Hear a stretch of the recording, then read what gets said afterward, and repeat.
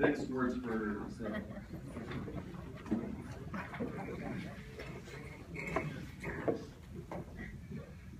All right. It is my honor to be able to introduce a fellow Rotarian as our guest speaker today. And in visiting with the good doctor, it reminded me that, you know, as we look out into our group gathering here, so many of you do so many wonderful things in your profession, and it's always a special treat to have you come up and talk to us a little bit about what you've done in your career, and today is certainly no exception. And so Dr. Peter Dorhout serves as our professor of chemistry and vice president for research at Kansas State University, where he has served 4 years as dean of the College of Arts and Sciences. Prior to coming to Kansas State in 2012, he served as the interim provost at Colorado State University at Pueblo, preceded by 20 years at the Colorado State University at Fort Collins as vice provost for graduate studies. He's been the assistant vice president for research and professor of chemistry at that time as well. He has served as a collaborator at the Los Alamos National Laboratory since 1987, and he has led professional organizations and foundations as a member of the board of directors for the American Chemical Society, the Research Corporation for Science Advancement, the Kansas State University Research Foundation, Colorado Nanotechnology Alliance, and showing that he's always a good Boy Scout at heart, he's the treasurer for the executive board for the Coronado Council of the Boy Scouts of America. Would you welcome to the podium, Peter?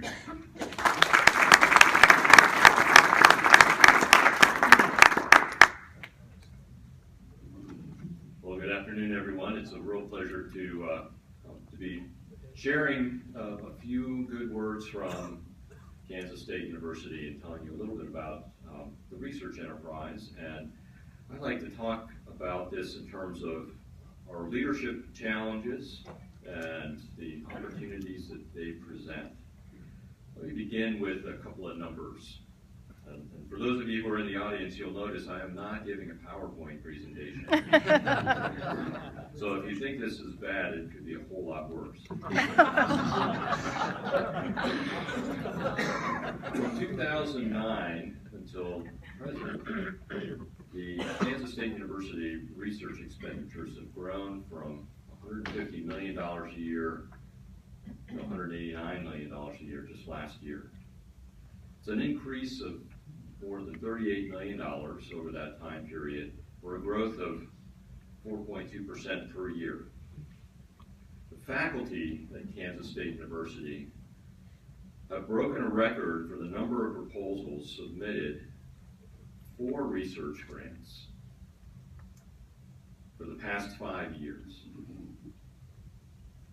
And just this past year, they submitted over 2,000 grant proposals to support the research that goes on at K-State. I told you that there were two challenges that I'm facing right now as the relatively new Vice President for Research. So let me share those two challenges with you. First of all, people outside K-State really don't know why I just shared that information with you. They don't know why research expenditures are so important. And secondly, to meet the 2025 goals, and how many people in the room have not heard about Kansas State University's strategic plan for 2025? Raise your hands if you have not heard about it. Okay, I don't have to explain that then. Everyone knows that our goal at Kansas State University is to be a top 50 public research university by the year 2025. What does that mean? Well, from a research metrics perspective, that means that we have to nearly double our research expenditures between now and 2025. And in fact, Vern, I think it's not double. We have to increase by 108%. Yeah.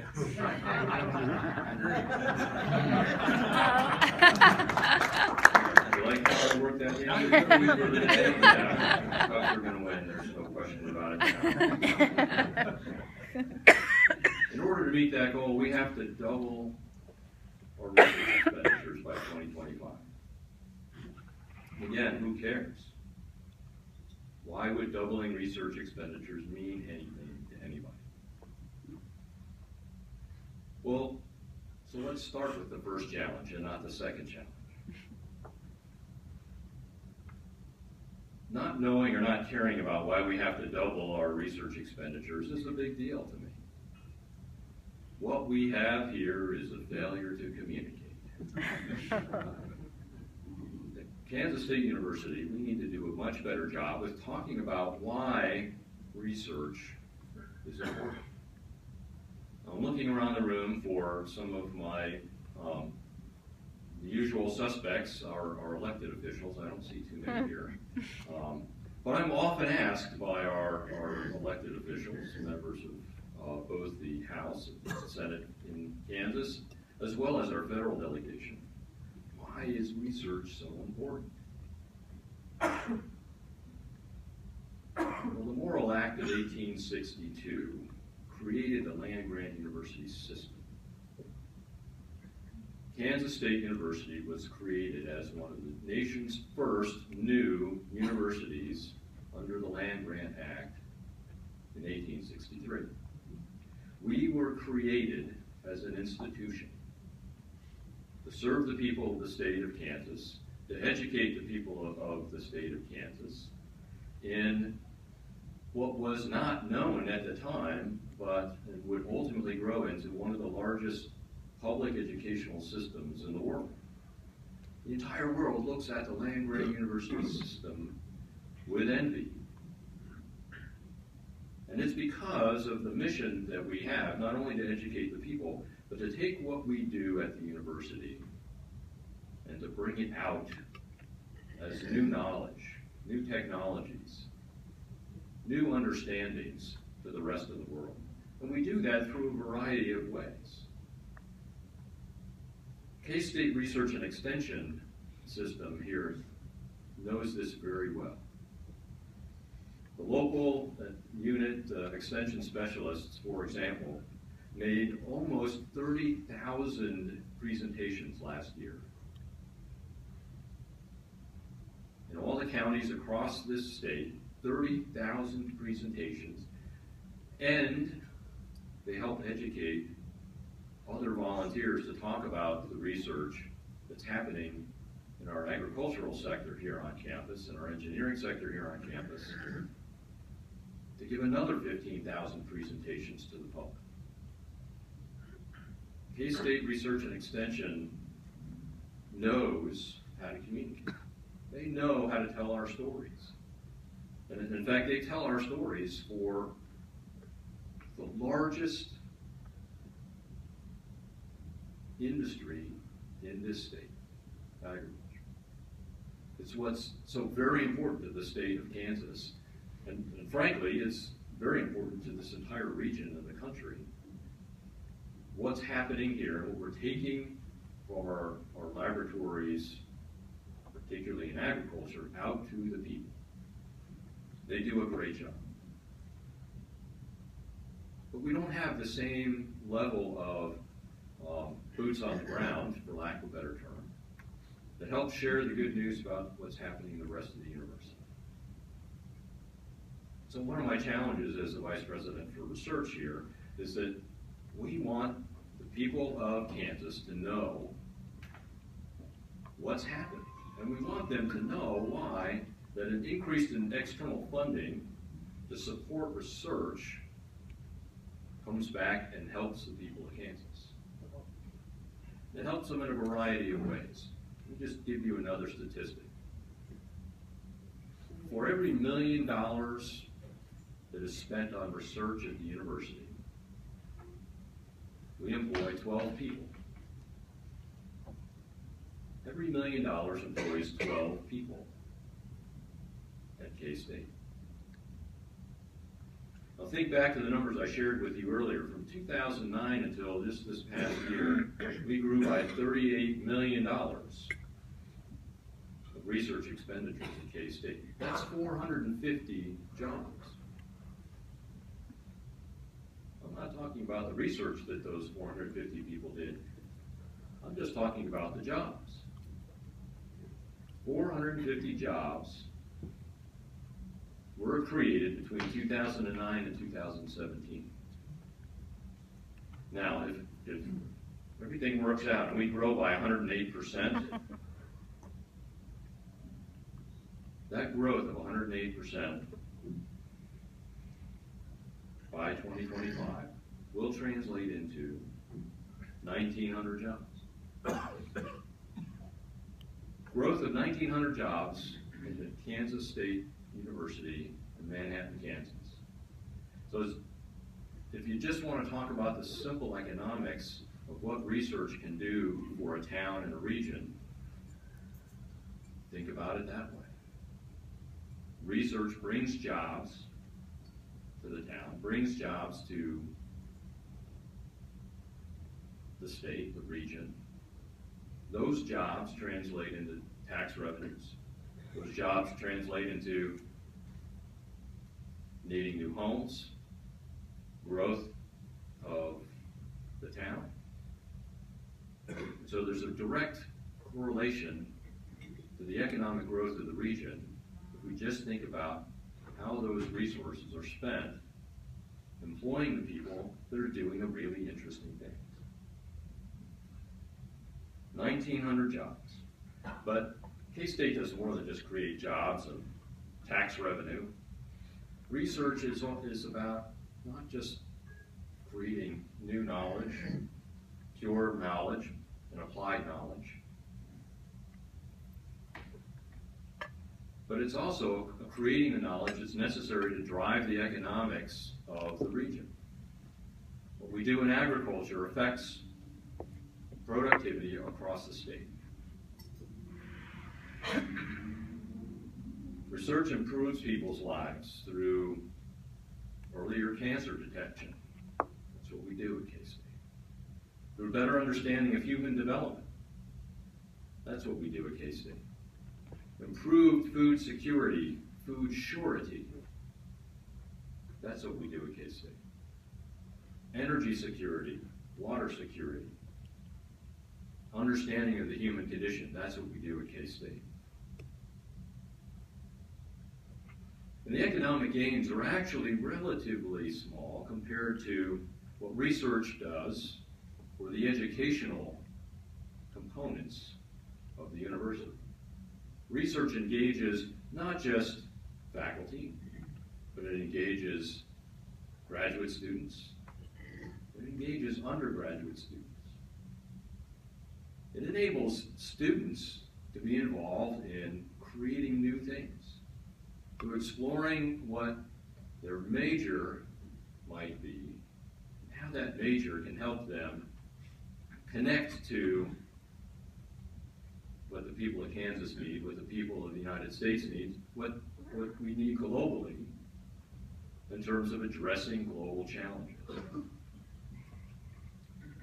Now, before I move on to my second topic, which was doubling the research expenditures, I want to bring to your attention a magazine. This is one of my favorites. It's called Science. I'm sure everyone reads it. If you missed this last week's copy, which I'm holding here, it's available in the library. I'm sure you can find it. What I loved about it, and it helped frame what I wanted to discuss today, right on the front, you'll see proudly wearing safety glasses. The elephant and the donkey, looking at the science needs, the research needs of the United States. And the article's entitled 6 Lessons for the Next President. So whoever's elected President of the United States is going to get a rather quick lesson on some of the most important things that are confronting us in the United States today. And what was really neat about this article is that each and every one of those areas is something that we're working on here at Kansas State University. The number one lesson is that pathogens change faster than our defenses.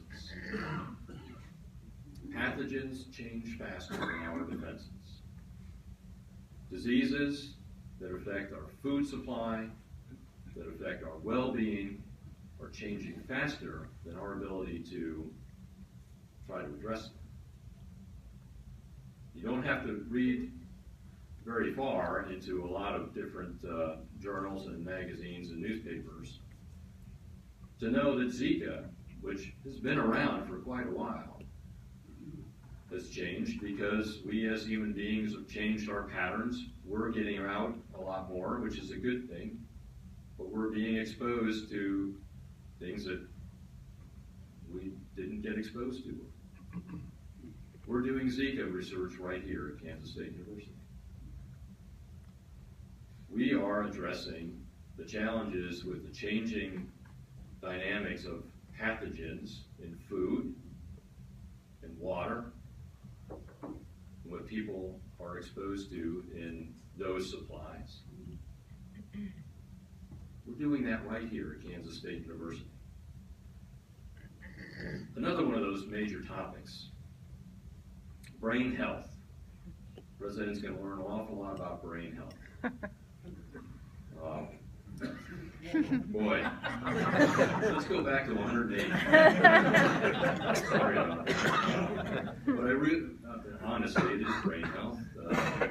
Brain health should be at the top of the mind. That's what it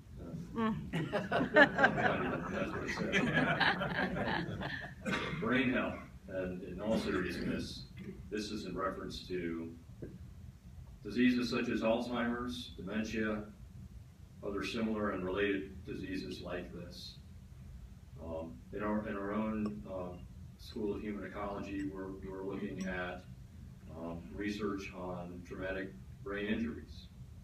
Now, folks like our soldiers are dealing with those, and their families as well. How many people know the size of the federal budget last year? What's the number? Anybody got a guess?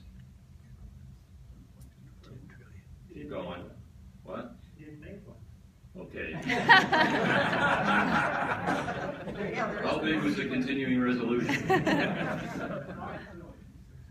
Oh, close. It's just under $4 trillion. That was the size of the budget. Just under $4 trillion. Basic research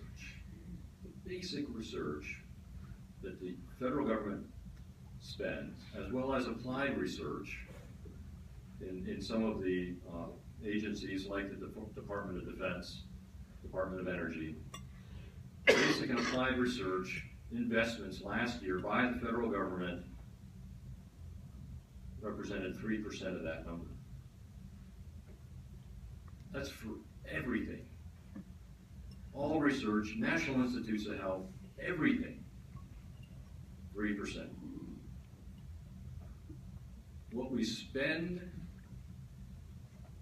on care for Alzheimer's and dementia and other brain-related diseases in this country, what we spend out of the federal budget is 6%.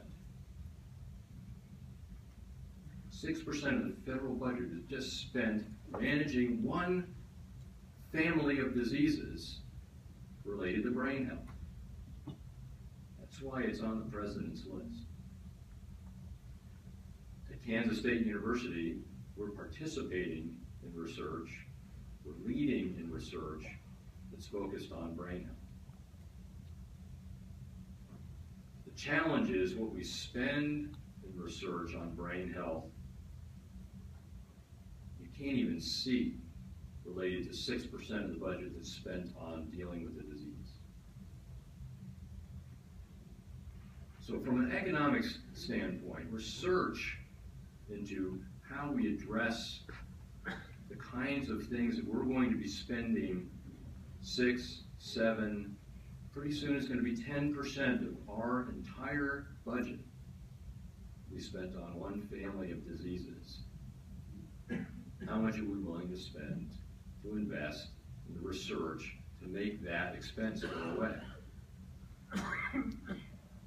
One family of diseases represents a huge portion of our federal budget. That's why we have to do research. Because whether it's Alzheimer's and dementia and managing those diseases, or whether it's cancer and the cancer moonshot, which by the way also represents a very, very, very small percentage of the federal budget, we have to do that research in order to improve people's lives. And it's what we do at Kansas State University. Research is expensive. No question about it. If we're going to double research by 2025, the research expenditures, and we're going to grow the jobs we have here in Manhattan for folks doing that research. And what I have to build, and this is my second challenge, I have to ensure we have at Kansas State University is the right kind of infrastructure to make sure that folks that are doing that research are successful. We have to be sure that our internal processes are operating as smoothly as possible and as efficiently as possible. We're going to grow the research expenditures that we have at Kansas State University. We need to responsibly manage those resources in such a way that when I come back to you and I talk about how we've grown and the impact that we have had on research, I can look back and say, today I challenged myself to say we're going to grow, we're going to double, and the Cubs are going to win. And that here's the impact that we've had on these diseases. Here's the impact that we've had on Zika. We've identified the mosquitoes in which it will reside and not reside. We've identified a course to being able to address that virus in the form of an immunization. Still a lot of testing to be done, but we've made progress there. Kansas State University, we identified the rice blast that could wipe out that entire industry around the world. Wheat blast, we've identified it and been able to manage it, which could wipe out a significant portion of our economic resource here in the state of Kansas. But we continue to be challenged because those diseases are changing all the time. Research is critical for our ability to address them. Part of that challenge, and I'll end up here pretty quickly, is to engage industry partners and other partners in that research enterprise. What we do directly connects with what industries are trying to accomplish. We won't be able to produce vaccines. We won't be able to produce the seeds necessary to address food shortfalls. So we need industry partners to be able to work together. Just as I said, research expenditures can grow the number of jobs that we have here in Manhattan, can also begin to draw research industry partners into the research enterprise and bring industry here. Of course, we want that industry to match with what it is that we value in Manhattan, Kansas. But we can draw that industry here, but it means that our operation in my shop has to be industry friendly. We have to be able to negotiate effectively with industry partners and make sure that our faculty are recognized and compensated for it, but also that the industry is recognized and compensated for their hard work. And building those partnerships takes a while. It takes a relationship that begins with shared understanding of what our goals are going to be and a shared understanding of how we can impact people's lives. So with that, I'll just simply close by saying thank you for the opportunity to share a little bit about my philosophy and my leadership challenges over at K-State. We have phenomenal people. Many of you in the room are faculty or have been faculty or know faculty or given mortgages to faculty. Many of you know the talented folks that we have here at Kansas State University, and every one of them is proud to be a member of this community and is proud to be a Wildcat. With that, I'm happy to answer any questions.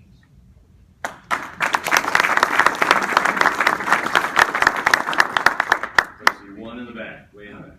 You mentioned research, pathogens, partners. Didn't you mention NBAP? Okay. Yeah, I read the paper that it opens for activation in 2022.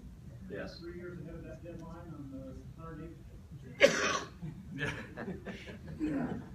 So, why didn't I talk about NBAP? Well, I tried to focus on a lot of the assets at K-State. And NBAP will be an important partner for us. There is a working group that involves folks from Kansas State University, from Department of Commerce, Kansas Department of Ag, folks over at K-State, and the partners here in Manhattan, leadership within Manhattan. And we're looking at just how can we work well and play well with this organization that's coming. Yeah, they'll bring 400 jobs or so, but what will the other impacts be as NBAF comes to Manhattan and to K-State? And part of those partnerships are to be able to enable our scientists that are working there to also serve as connected members of the K-State community, serving as faculty mentors to students. And while many of those students will not work in a biosecurity level 4 facility, they'll be able to help mentor them on their research projects nevertheless. So there are a lot of great opportunities there, and I know we've had Ron through and to come through and talk a lot about NBAP to this particular group. I wanted to give you a slightly higher elevation, probably, I don't know, 108,000 foot elevation, talk about K-State. Yeah. So there was Betty. Okay. I don't know if you realize, you might not have been here, you mentioned wheat blast. Christian Cruz, who's one of the researchers, received a global grant scholarship from Rotary to study for a year abroad in South America, where wheat blast is a very big problem.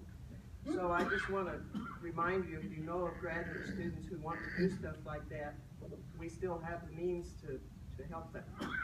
And I am a strong proponent of having graduate students and undergraduates, for that matter, work on research projects, not just here at K-State, but also work on research abroad, because there are a lot of great opportunities there. Yes. Thank you, Peter, for your presentation. And you just alluded to undergraduate research. Graduate students are often identified with the whole research enterprise, but K-State seems to have perhaps an unusual amount of undergraduate research. Could you comment on that? Certainly. Undergraduate research, in my humble opinion, is a phenomenal way to get people excited about their discipline in a way that's different than learning in a classroom or a studio or a laboratory. It's one thing to work on developing your skills or understanding about concepts and ideas. It's another to confront a challenge for which there is no, quote, right answer. As a faculty member who oversaw laboratory and chemistry experiments for many years, I wanted the students to learn the techniques. And I wanted those experiments to work every time such that the student developed the best techniques that he or she could develop.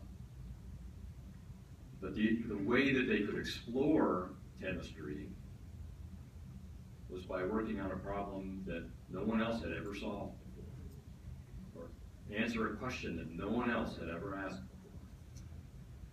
before. And that's why undergraduate research, I think, is so important to that experience. And it's not just what happens in a laboratory. We often will say, well, undergraduate research is only for the lab sciences. There's undergraduate research that's going on all over campus that is creating new knowledge and exploring new things and asking new questions that is enabling students to engage this exploration of a particular topic in incredible ways. I think perhaps in my conversation, I downplayed the graduate research experience. And of course, that's at a much deeper level than what our undergraduates get to experience. I'd love for us to be able to have every student who wants to learn in that way, love to have every undergraduate student engaged in a research project of some form or another. See, Gordon Stanek, I just want to ask you quickly on the source of the funding. If we're at 189 now, and let's argue we go to 350 or so, kind of give us some idea of where that funding will come from, whether it's the association with companies or grants from the federal government. Remind me to give you $10 later. Thanks for that question. Right now, the $189 million or so of the portion is coming from the federal government, which is very significant. Between the USDA, the United States Department of Agriculture, and the National Science Foundation, that really comprises about 65% of all of our research grants. That's not very well positioned in terms of a diverse portfolio. We are, and I've noted, we are a little lean in certain areas. Historically, we've not done a lot of work with Department of Energy, National Institutes of Health, Department of Defense, and our portfolio is very small when it comes to industry partnerships. That having been said, $450 billion a year is spent right now on research and development. Of that $450 billion, only about $120 billion comes from the federal government. The rest comes from industry. So if we're going to grow our portfolio, I would rather, like Wayne Gretzky did, skate to where the puck is going. And where it's going is where the resources are really growing, which is from industry. Thank you.